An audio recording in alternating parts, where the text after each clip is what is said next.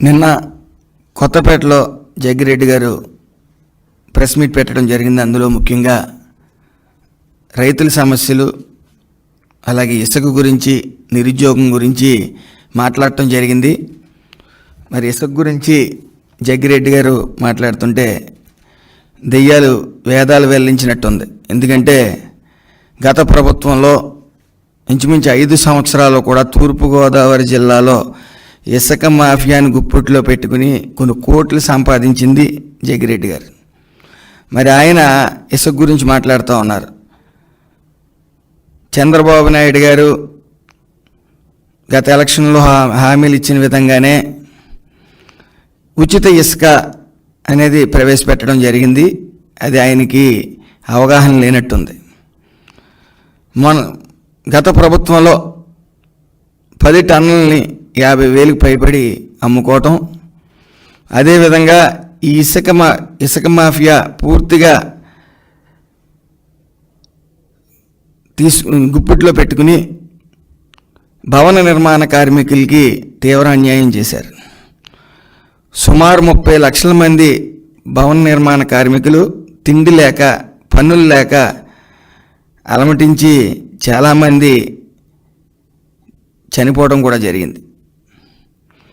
ముఖ్యంగా ఈ భవన నిర్మాణ కార్మికులే ఈ యొక్క వైసీపీ ప్రభుత్వం కూలిపోవటం వెనకాల ప్రథమ హస్తం ఉంది. ఎందుకంటే 30 లక్షల మంది పైబడి భవన నిర్మాణ కార్మికులు ఉంటే కనీసం 5 సంవత్సరాల నిమిత్తం కనీసం 300 రోజులు కూడా పని లేకపోవడం, అంటే ఇసుకని అసలు బయటికి రానివ్వకుండా బంగారంలా భావించి గత ప్రభుత్వం పూర్తిగా వ్యాపారం మాఫియాకి అలవాటు పడ్డ ప్రభుత్వం 30 లక్షల మంది ఇంటూ నలుగురు వేసుకున్న 1 కోటి చిల్లర మంది ఎవరు కూడా వైసీపీ ప్రభుత్వానికి నమ్మక ఓట్లు వేయకపోవటం వల్ల ఈ ప్రభుత్వం ప్రధాన కారణమని, భవన నిర్మాణ కార్మికులు ప్రధాన కారణమని మనం చెప్పుకోవచ్చు.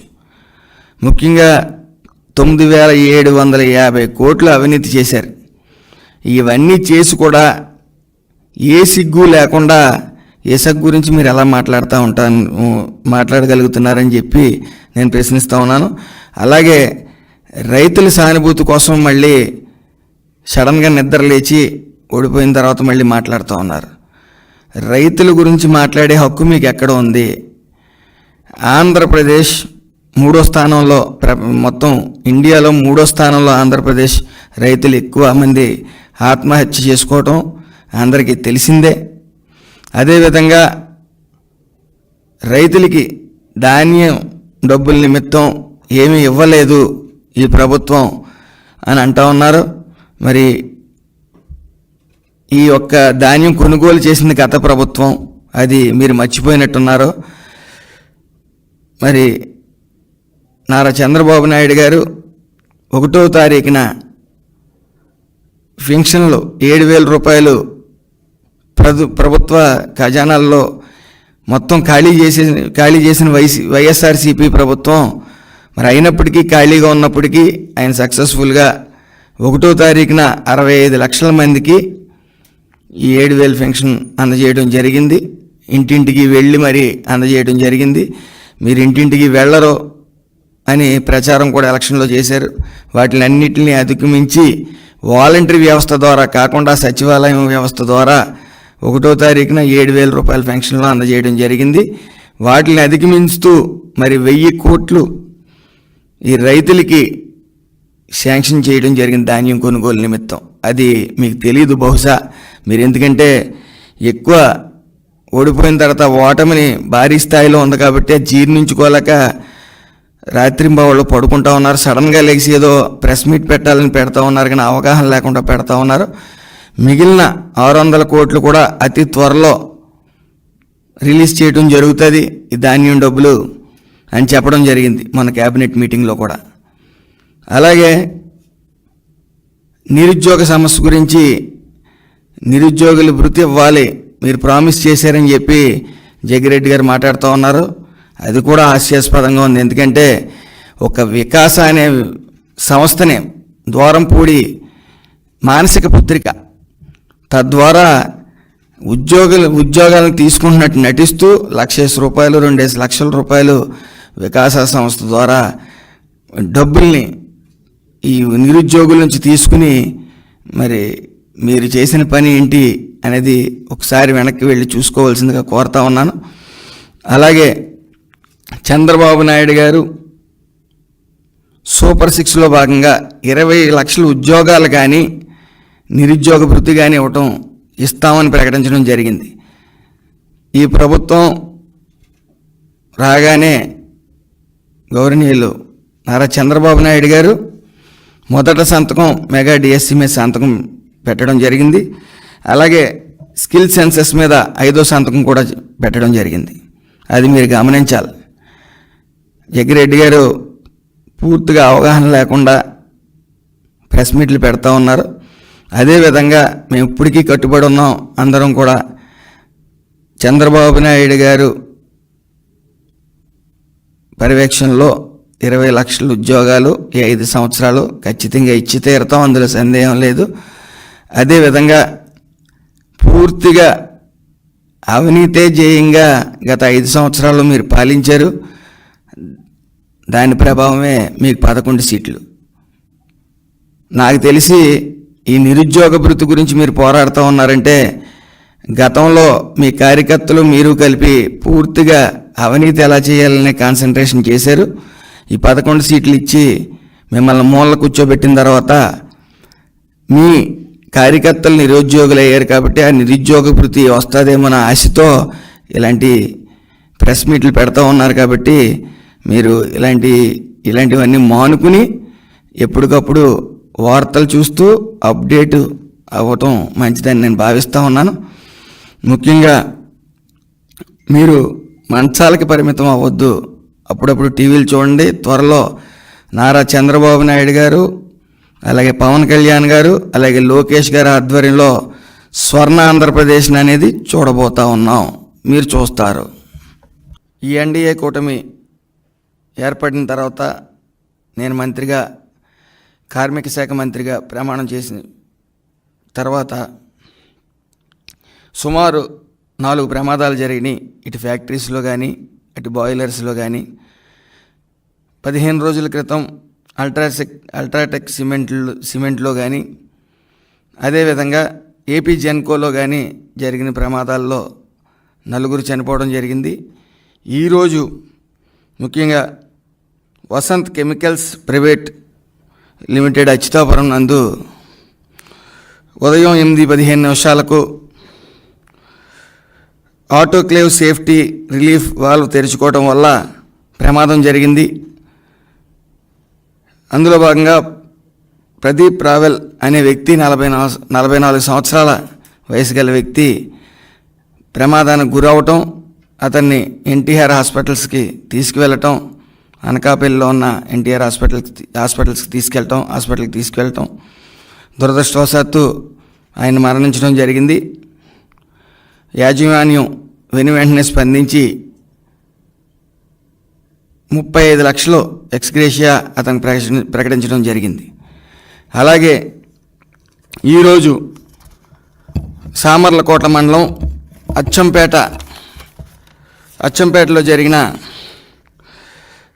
జనని కాంక్రీట్ రెడీమిక్స్ కంపెనీలో ప్రమాదం జరగడం జరిగింది. అందులో 18 సంవత్సరాల యువకుడు ప్రమాదవశాత్తు రెడీమిక్స్ మిల్లో పట్టడం, ఆయన మృతి చెందడం జరిగింది. యాజమాన్యం 10 లక్షల ఎక్స్గ్రేషియా ఆయనకు ప్రకటించడం కూడా జరిగింది. అది సరిపోదు, ఇంకా పెంచాలి అని యాజమాన్యంతో చర్చలు జరుగుతూ ఉన్నాయి. సుమారు వెంటనే 4-5 కార్మికులు చనిపోవటం, దీనికి రివ్యూకి వెళ్తే అక్కడ గల ఇన్స్పెక్టర్స్తో ముఖ్య కారణం ఈ ప్రమాదకరమైన కర్మాగారాల్లో అనుభవం లేని అధికారుల్ని అక్కడ నియమించటం, అదేవిధంగా ఈ సేఫ్టీ ఆడిట్ అనే దాన్ని థర్డ్ పార్టీ ఏజెన్సీస్కి ఇవ్వడం, ఆ థర్డ్ పార్టీ ఏజెన్సీస్ అధికారులతో కుమ్మక్కయ్యి లంచాలకు అలవాటు పడి మరి విచ్చలవిడిగా లైసెన్సులు శాంక్షన్ చేయడం ఇలాంటి గత ప్రభుత్వంలో జరగటం వల్ల మరి ఈ రోజున ప్రమాదాలకు పూర్తిగా గురవుతూ ఉన్నారు. భవిష్యత్తులో ఇలాంటివి జరగకుండా ముఖ్యంగా ఈ సేఫ్టీ ఆడిట్ అనేది సాంకేతిక నిపుణుల పర్యవేక్షణలో ఇవన్నీ కూడా ఒకసారి రివ్యూ చేసి ఈ సేఫ్టీ ఆడిట్ సేఫ్టీ మెజర్స్ ఎంతవరకు తీసుకుంటున్నారు, వీళ్ళకి లైసెన్స్లు ఏమున్నాయనేది పూర్తిగా అన్ని ఫ్యాక్టరీస్ని బాయిలర్స్ని పర్యవేక్షించమని అధికారులను కోరటం జరిగింది. అలాగే ముఖ్యంగా మనం చూసినట్టయితే ఏపీ జెన్కో 800 మెగావాట్స్ ప్రాజెక్ట్ని పూర్తిగా ఏదైతే ఒక ప్రాజెక్ట్స్ కంప్లీట్ అవ్వకుండా స్టార్ట్ చేసేయటం ఏదో గొప్ప కోసం గత ప్రభుత్వం 2014-19లో తెలుగుదేశం ప్రభుత్వంలో 60% ప్రాజెక్ట్ పనులు పూర్తవటం, దాన్ని 4.5 సంవత్సరాలు పైబడి నిర్లక్ష్యం చేయడం వైసీపీ ప్రభుత్వం. తర్వాత హడావిడిగా ఎలక్షన్ ముందు 70% కంప్లీట్ అయిన ప్రాజెక్ట్తో స్టార్ట్ చేసేయటం. దీనివల్ల ఆ నిర్లక్ష్యం వల్ల పూర్తిగా కంప్లీట్ చేయని ప్రాజెక్ట్ వల్ల మరి ఒక వ్యక్తి చనిపోయాడు.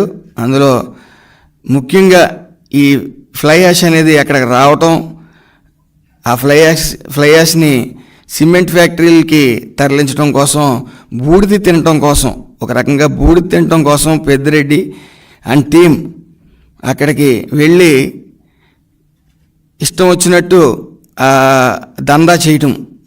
అదేవిధంగా పూర్తిగా చుట్టుపక్కల గ్రామాలన్నీ కూడా బూడిదమయం అవటం, ఈ యొక్క ఫ్యాక్టరీ పూర్తి కాకుండా చేయటం వల్ల అనేక అనారోగ్యాలకు గురవుతూ ఉన్నారు. ఇవేమీ పట్టకుండా పూర్తిగా ఈ యొక్క శాఖని పూర్తిగా ఈ యొక్క నిధులను కూడా డైవర్ట్ చేయటం, సుమారు 3,000 కోట్లు భవన నిర్మాణ కార్మికులకి చెందిన అమౌంట్ని నిధుల్ని డైవర్ట్ చేయడం జరిగింది. అలాగే ఈఎస్ఐ హాస్పిటల్స్ని పూర్తిగా నిర్లక్ష్యం చేయటం, అక్కడ ఇంచుమించు 450 కోట్లు వస్తే సెంట్రల్ నుంచి శాలరీస్ నిమిత్తం 100 కోట్లు, మెడిసిన్ నిమిత్తం 60 కోట్లు మాత్రమే వినియోగించి 300 కోట్లు మళ్ళీ వెనక్కి సెంట్రల్కి వెళ్ళిపోయే పరిస్థితి ఉందంటే ఎంత నిర్లక్ష్యం చేశారనేది మనకు తెలుస్తూ ఉంది. ఏదేమన్నప్పటికీ వైఎస్ఆర్సీపీ ప్రభుత్వం పూర్తిగా ఈ ఫండ్స్ని తినటం కోసం ఈ యొక్క ఫ్యాక్టరీస్ని బెదిరించి, ఏదైతే థర్డ్ పార్టీ ఏజెన్సీస్ ద్వారా బెదిరించి ఈ ఫార్మాలిటీస్కి అలవాటు పడిపోవటం, అధిక మొత్తంలో అవినీతికి పాల్పడటం జరిగింది.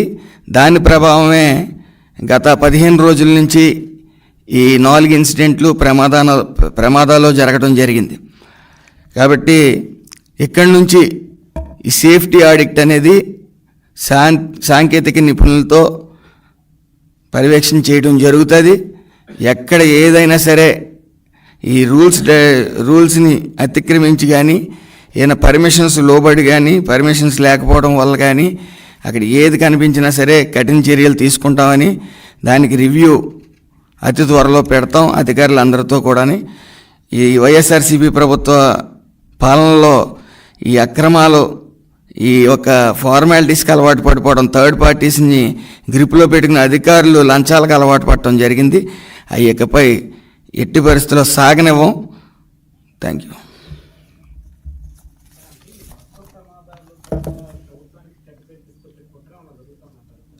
ఏమండి,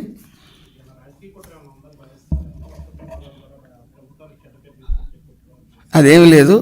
లాస్ట్ టైం ఏదైతే సేఫ్టీ మెజర్స్ తీసుకోలేకపోయారో పూర్తిగా థర్డ్ పార్టీ ఏజెన్సీస్ అధికారులు కుమ్మక్కై పూర్తిగా ఈ యొక్క ఫార్మాలిటీస్కి అలవాటు పడిపోయి, లంచాలకు అలవాటు పడిపోయి ఈ జరిగిన ఈ అక్రమాలు ఏదైతే లైసెన్సులు సైడ్ డోర్ నుంచి ఇవ్వటం వల్ల ఆ ప్రమాదాలు ఇప్పుడు వరుసగా జరుగుతూ ఉన్నాయి. ప్రమాదాలు సంభవించినప్పుడు యాజమాన్యాలు సరిగ్గా రెస్పాన్స్ అనేది అవుతలేదు. ఎందుకంటే అల్ట్రాటెక్లో చనిపోతే వాళ్ళు కావాల్సి పాపంతా కార్మిక ప్రాంతం ఉండిపోయి వాళ్ళు తగ్గిపోయిన పరిస్థితి ఉంది. లేదండి, లేదు, అలా ఏం జరగలేదు. యాజమాన్యం పూర్తిగా సహకరించింది. అప్పుడు కలెక్టర్ గారు కూడా వెంటనే వెళ్ళటం, అది ఒక్కసారిగా ఆ డక్ట్ నుంచి హోల్ ఏర్పడి ఎప్పుడైతే ఈ 3rd ఫ్లోర్ నుంచి 2nd ఫ్లోర్కి డస్ట్ అనేది వచ్చిందో అది ఒక్కసారిగా కమ్మేయటం. ఆ కమ్మేయటం వల్ల కళ్ళు కనపడకపోవటం వల్ల నలుగురు అక్కడే ఇంచుమించు 8-9 మంది కొద్ది ప్రమాదానికి గురయ్యారు తప్ప యాక్చువల్గా ఇది అల్ట్రాటెక్ సిమెంటు, ఇది పాత సిమెంట్ ఫ్యాక్టరీని ఓవర్టేక్ చేసుకోవటం వల్ల అందులో స్లాబ్ అనేది డక్ట్ దగ్గర స్లాబ్ అనేది ఉండాలి. ఆ స్లాబ్ లేకపోవడం వల్ల ఆర్సీసీ స్లాబ్ లేకపోవడం వల్ల జరిగిన ప్రమాదం. అది వెల్డింగ్ వదిలేసింది. వెల్డింగ్ వదిలేయటం వల్ల 3rd ఫ్లోర్ నుంచి 2nd ఫ్లోర్కి ఈ డస్ట్ అనేది వ్యాపించి ఏదైతే వేడి పదార్థాలు ఈ కార్మికుల మీద పడటం వల్ల ఈ ప్రమాదం జరిగింది.